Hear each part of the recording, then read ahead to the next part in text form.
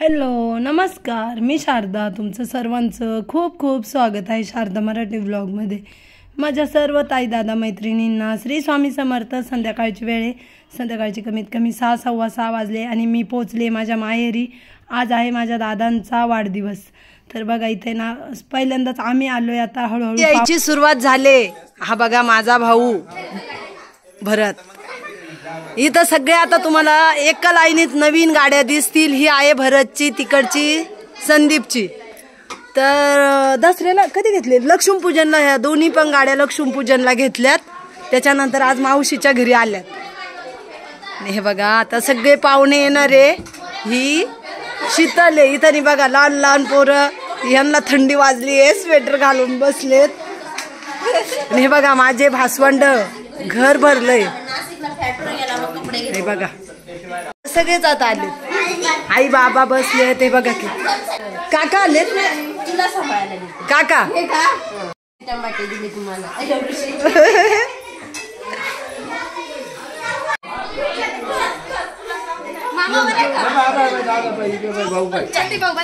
काका बरे का? हे बघा माझे काका. मावशीला नाही आणलं काका? नाही का? संदीप बरं आहे ना? मस्त मजेत. तुझा कोणाच्याच काय घरी असा काही कार्यक्रम असला आणि सर्व काही पाहुणे एकत्र जमले का असा आवाज राहतो. तर तेच मी आवाज तुम्हाला आज माझ्या कुटुंबातला दाखवला. आम्ही प्रसाद आम्ही सोबतच. प्रसाद आम्ही सोबतच. हो प्रसादची.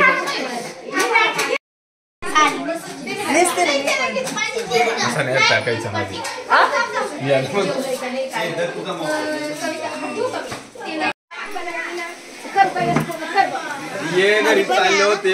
ज्योतीच्या यांच्यात झालं.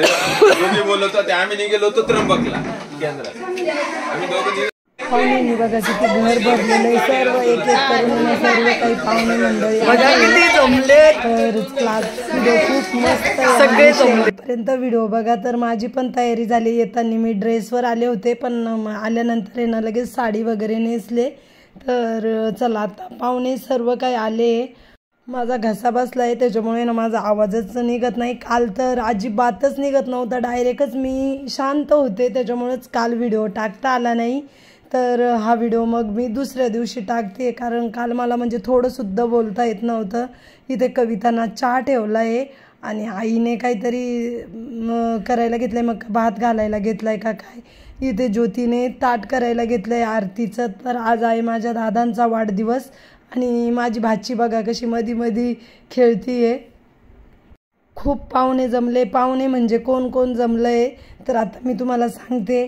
माझ्या दादांचे भाऊ बहीण, त्याच्यानंतर सर्व काही भासवंड जमलेले आहेत आणि माझ्या आजी बाबा तर ते तर घरातच आहे. त्याच्यानंतर माझे मामांच्या इकडचे माझी मामी आहे, मामे भाऊ आहे आणि काका आलेले. त्याच्यानंतर माझे मावस भाऊ आलेले. तर हे सर्व काही पाहुणे घरातलेच आहे आणि दादांचे जावाई पण आलेले, म्हणजे हे आले. त्याच्यानंतर भाचं जावाई आलेले आहेत, भाचं सून आहेत, भासवंड आहेत. माझे मावस भाऊ आलेत, मावस भाऊजाया पण आलेले आहेत. माझ्या दादांचे साडू आहे, भाऊ आहेत, त्याच्यानंतर बहिणी आलेल्या आहे.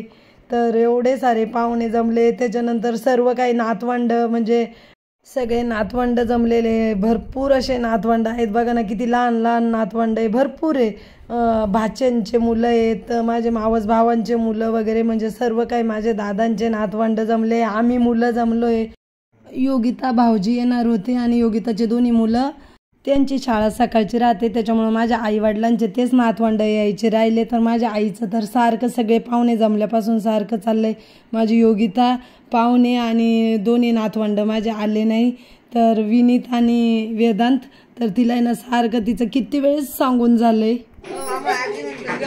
हॅलो नमस्कार, मी शारदा. तुमचं सर्वांचं खूप खूप स्वागत आहे शारदा मराठी ब्लॉगमध्ये. माझ्या सर्व ताई दादा मैत्रिणींना श्री स्वामी समर्थ. तर आज आहे माझ्या दादांचा वाढदिवस. 62 वर्षाचे आज माझे दादा पूर्ण झाले आणि 63व्या वर्षात पदार्पण केलेलं आहे। तर मग आम्ही घरच्या घरी म्हणजे मस्त असा वाढदिवस साजरा करायचा ठरवला आणि इथं बघा सर्व काही आमच्या घरातले सर्व पाहुणे मंडळी आले, पाहुणे नाही हे सर्वच घरातले म्हणजे। तर इथं माझे दादांचे घरगुती का होईना पण एवढा मोठा वाढदिवस साजरा करायचा नाही, हे एकदम अचानक ठरले। 1 वाजेनंतर हा प्लॅन आमचा ठरला आणि त्याच्यानंतर दादांचा वाढदिवस साजरा करायचा ठरला, नाही तर त्यांचे ते घरच्या घरीच करणार होते। मी तर मुळातच सकाळीच गेले होते कारण शनिवारी मी नाशिकला आले होते लाईट फिटिंगचं सामान घ्यायला। येताना माझ्या माहेरीच आले कारण खूप उशीर झाला होता नाशिकमध्येच सामान घेता घेता, मग 7:30 वाजले होते। तर मग माझे आईवडील म्हणे एवढे उशिरा जायचं तर उद्या सकाळीच जा। सकाळी उठल्यानंतर घरी गेलो आणि पुन्हा मग माझ्या दादांच्या वाढदिवसानिमित्त आलो। तर इथे ना आता कॅन्डल लावून घेऊ राहिलो, भरपूर आम्हाला कॅन्डल जेवढे माझ्या दादांचं वय झालेलं आहे ना तेवढेच कॅन्डल लावायचे होते पण ते काही मिळालेच नाही, असं अचानक त्याच्यामुळे काही मिळाले नाही। मग 11 कॅन्डल लावून आणि दादांना ओवाळून घेणार आहोत। अजून पण माझा आवाज खूप बसलेला आहे आणि ते कॅन्डल मी माझ्या घरी पण बघितले पण दिवाळीच्या वेळेस आहे ना सर्व काही वापरले होते तर एवढेच शिल्लक राहिले होते, मग मी ते तेवढेच घेऊन आले। तर त्याच्यामुळे अशा काही गोष्टी ना घरामध्ये कायमस्वरूपी 12ही महिने असू द्यावा, काही कार्यक्रम वगैरे असतात, सणवार असतात। आता इथून पुढे माझ्या माहेरच्या माणसांना वेळ पण नाही मिळणार, माझे दादा असो माझे भाऊ असो घरातले सगळेच काही मंडळी।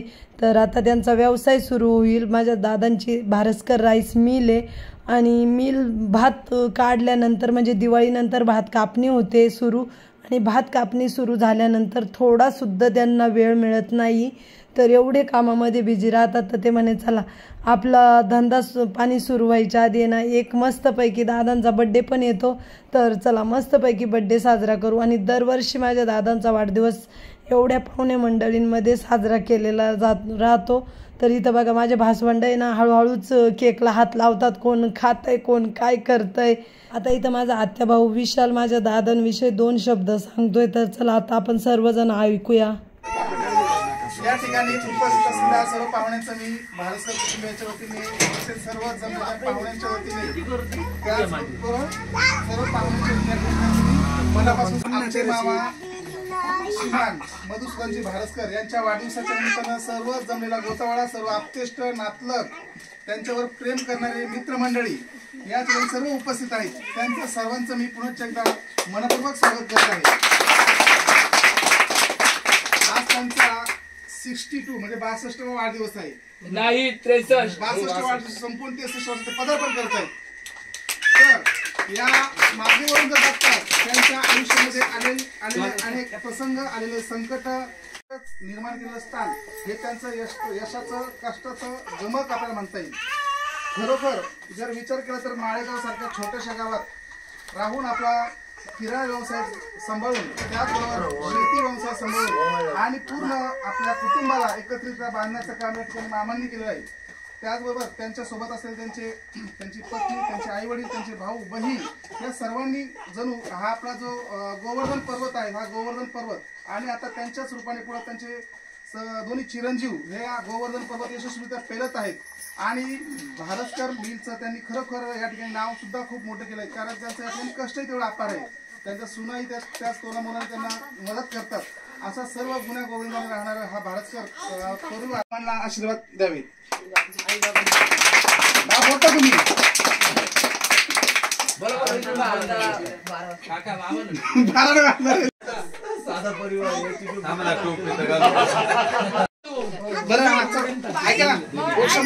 औक्षण घ्यायचं पुरी आपण औक्षण करू कारण बाबांना बोलता उठता करता 12 वाजणार आपण बोलू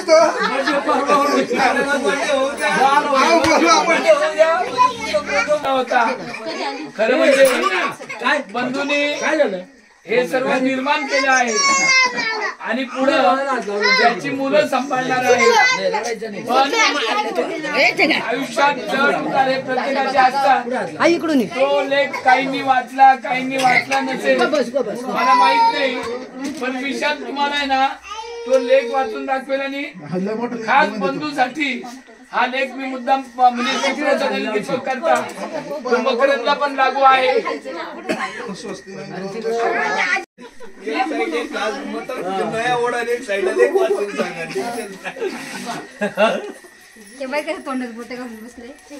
न इंद्रो रुद्रश्रवा स्वस्ति न पूषा विश्ववेदा स्वस्ति न अरिष्टनेमिः स्वस्ति न बृहस्पति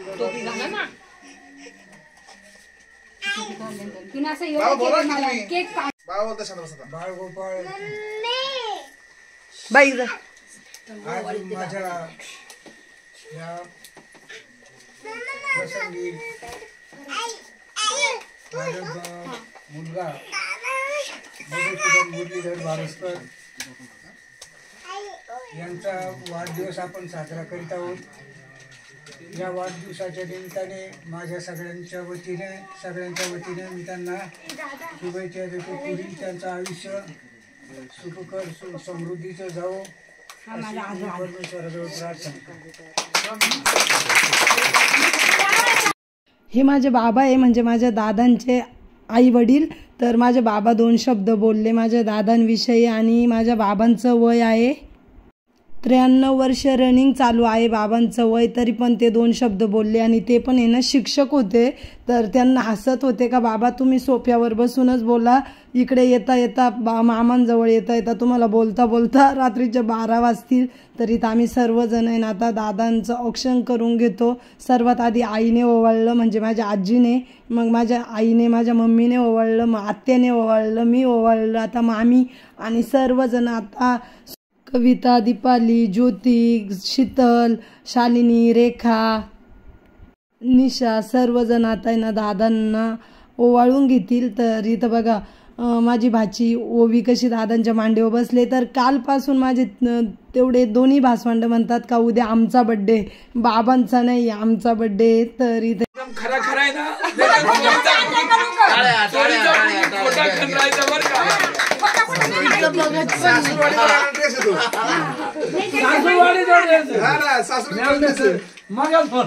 बाळांनो बसून घ्या ना. कोणत्या ग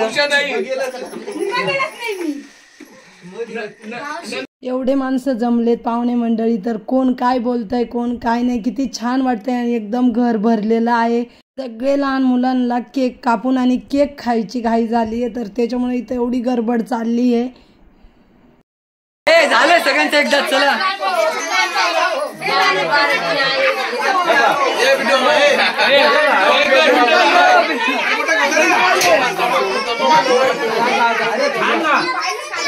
बसून घ्या खाली बसून घ्या.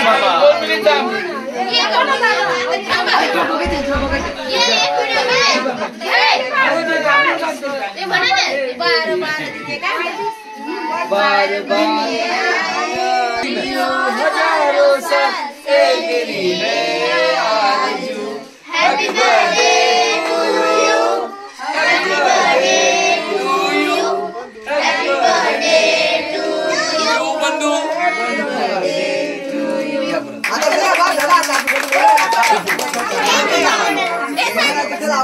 सगळे बाजूला. Happy birthday to you. Happy birthday.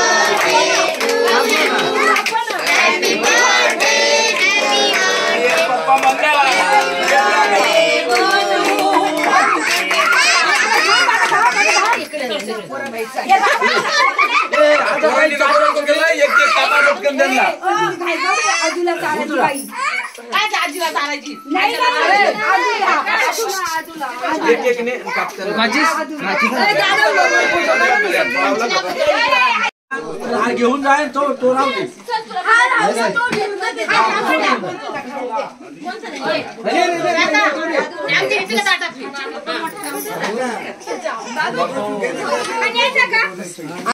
माझ्या माहेरी ना खूप थंडी असते. यांनी ना अन्नाचा का दीपकचा जर्की घातला आहे. आणि पाहुणे खूप झाले, घर झालेलं आहे लहान. तर आता माझ्या दादांना बांधायचा आहे बंगला. शेजारच्या अंगणामध्ये ना आता भात होतं, तर आता भात कापणी झाली आहे. आणि आता बंगल्याची सुरुवात करणार आहे, कारण सर्व काही प्लॅन वगैरे आलेला आहे घराचा. आणि आता आहे ना बांधकामाला म्हणजे सुरुवातच करतील एवढे 15-20 दिवसात. तर आता त्यांचा भाताचा पण सीझन सुरू झाला आहे. माझे दादा भाताचे मोठे व्यापारी आहेत. बारसकर राईस मिल आमची स्वतःची आहे आणि माझे दादा भात खरेदी करतात, भात घेतात तांदूळ काढून आणि पूर्ण नाशिकमध्ये माझ्या दादांचं भात तांदूळ विकल्या जातं 1008 आणि इंद्रायणी. तर एक पिकअप आमची दिवसभर नाशिकमध्ये फिरत असते. फोन नंबर दिलेला असतो, जे काही गिराईक असतात ना ते फोन करतात आणि त्याच्यानंतर मग त्यांच्या घरपोच नेऊन तांदूळ द्यायचं. तर बाहेर फटाके फोडायचं काम चालू आहे. दादांचा बड्डे सेलिब्रेशन मस्तपैकी झालं आणि खूप छान वाटलं. आर्किटेक्चरकडून प्लॅन काढून आणलेला आहे, पैसे पण दिलेले. फक्त आता समोरच्या अंगणात भात असल्यामुळे ना मग तोपर्यंत घर स्टॉप ठेवलेलं होतं. तर आता घराचं काम पण सुरू होणार आहे. तर चला आता ते पण मी व्हिडिओ जेव्हा कधी माझ्या माहेरी गेले का तुम्हाला दाखवणार आहे. खूप मस्त असा बंगला होणार आहे, खूप मोठा बंगला होणार आहे. तर पाहुणे मंडळी आहे आणि सर्वांच्या गाड्या इथं आहे. तर तेच माझी आई सांगत होती का गाड्या तिथं नाही आहे आणि तुम्ही फटाके लावायला घेतले. कमीत कमी 10-15 गाड्या आहे. माझ्या दादांचे 2 ट्रॅक्टर आहे, 2 पिकअप आहे, किया आहे, दुसऱ्या गाड्या आहेत, भरपूर गाड्या आहेत. त्या गाड्यांचे मला नावं नाही सांगता येणार एवढ्या तर गाड्या आहे. तर माझे दोन्ही भाऊ पण खूप कष्ट मेहनत करतात. ही माझी मोठी आत्या आणि काका आहेत.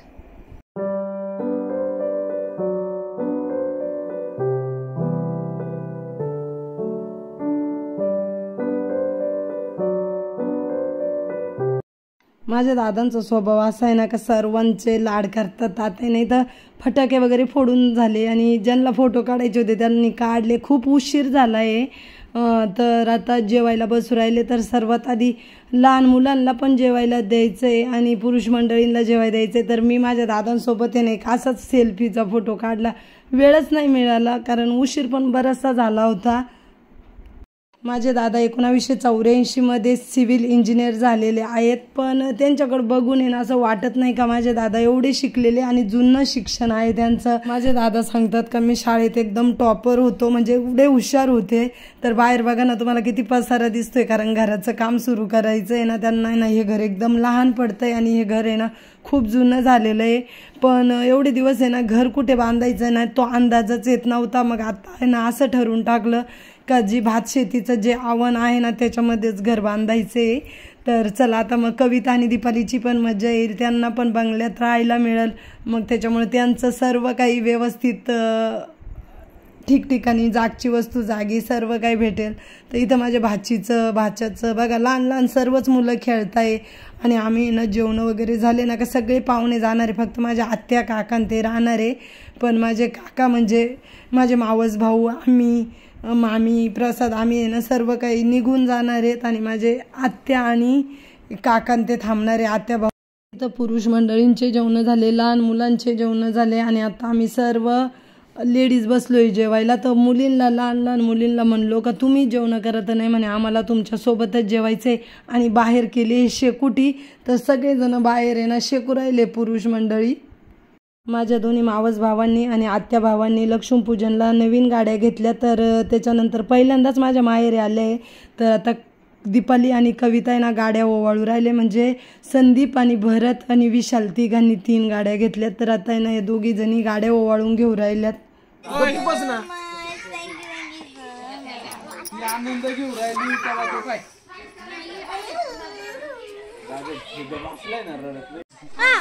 इकडे बघा आमचे जेवण वगैरे झाले आणि आमच्या इकडे ना खूप थंडी असल्यामुळं इथं शेकोटी बनवली. सगळी पाहुणी मंडळी शेकत बसली.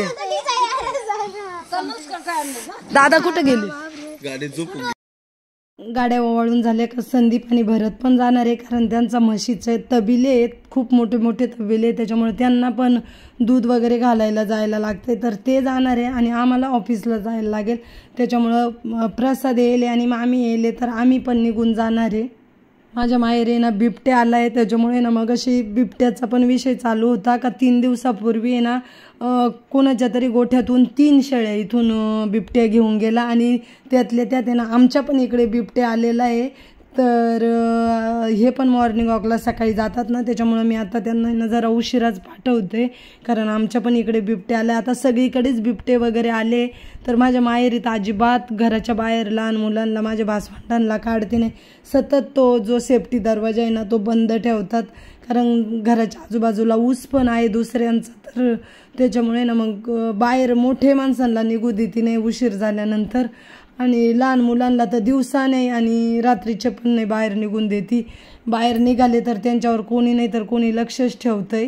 त्याच्यामुळे असंही त्यांना एकटं सोडती नाही. तर इथं बघा किती गाड्या वगैरे उभ्या आहेत. व्हिडिओची एडिटिंग करते ना तरी पण माझा आवाज बसलेलाच आहे. पण माझ्या दादांच्या बड्डेच्या दिवशीच संध्याकाळी ना माझा आवाज बसत चालला होता, म्हणजे रविवारी. आणि सोमवारी तर मला अजिबात एकही शब्द दिवसभरात बोलता आला नाही. मी दिवसभर ऑफिसमध्ये मुकी राहून काम केलं. हेच बोलायचे, काय बोलायचं असलं ना का हेच समजून सांगायचे, पण मी एकही शब्द बोलले नाही. फक्त मी काम करायचं काम केलं, जे काही काम माझ्याकडे यायचं ते काम केलं, पण मला काही बोलता आलं नाही. तर त्याच्यामुळेच आहे ना दादांच्या बड्डेचा व्हिडिओ त्या दिवशी मला काही अपलोड करता आला नाही. आणि आजचा वार मंगळवार आहे, आज तर अजूनच मला बोलता येत नाही. तरी पण म्हटलं चला व्हिडिओची एडिटिंग तर करून ठेवू, आणि मग हा व्हिडिओ मी बुधवारी अपलोड करील. तर बुधवारचा पण एक मस्त असा व्हिडिओ येणार आहे. तर कोणता व्हिडिओ आहे ना तो पण तुम्हाला समजेल. तर बघा ना पाहुण्याने घर भरेले ना, एवढं छान वाटतंय ना. तर माझे भाऊ, अण्णा, दीपक, माझ्या आईन ते सगळे म्हणत होते का मला थांबा, आज कोणीच जाऊ नका, उद्या सगळेजण पहाटे जा. माझ्या दादांच्या आयुष्यात माझ्या आईचा पण खूप मोलाचा वाटा आहे.